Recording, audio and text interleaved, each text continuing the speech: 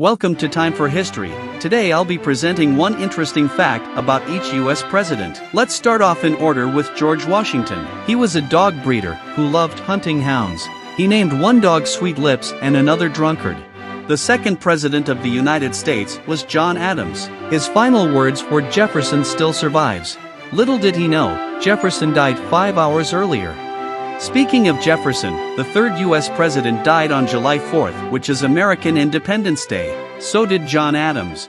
James Madison was the fourth president and also the shortest. He stood at 5 foot 4 inches. The fifth president was John Monroe, who served under Thomas Jefferson. Monroe also helped negotiate the Louisiana Purchase. The sixth president is John Quincy Adams, and he is actually the son of the second president, John Adams. The seventh president was Andrew Jackson, and he was in charge of forces during the Battle of New Orleans. Martin Van Buren was the first president to be born as an American. All previous presidents were British subjects. William Henry Harrison died after only 32 days in office from pneumonia. The 10th president was John Tyler, and he had 15 children, which is the most of any president. The 11th president was James Polk, but his favorite food was corn pone. Zachary Taylor died from eating too many cherries and drinking too much milk. Speaking of that, we do have a video on it if you'd like to check it out.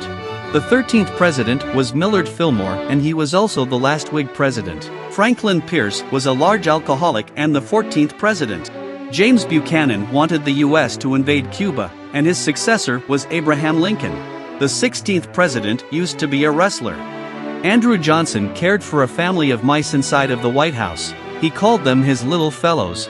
Ulysses S. Grant was the 18th president, and he was invited to sit with Abraham Lincoln at Ford's Theater. To those who don't know, that was when and where Lincoln was assassinated. Rutherford B. Hayes was the first president to have a telephone in the White House. James Garfield was the first left-handed president. The 21st president was Chester A. Arthur, who was an avid fisher. Grover Cleveland was known as Big Steve to some opponents. Little Ben was next in line as the 23rd president. This was Benjamin Harrison. If you enjoyed this installment of Time for History, stay tuned for part 2, where will we cover presidents 25 through 46.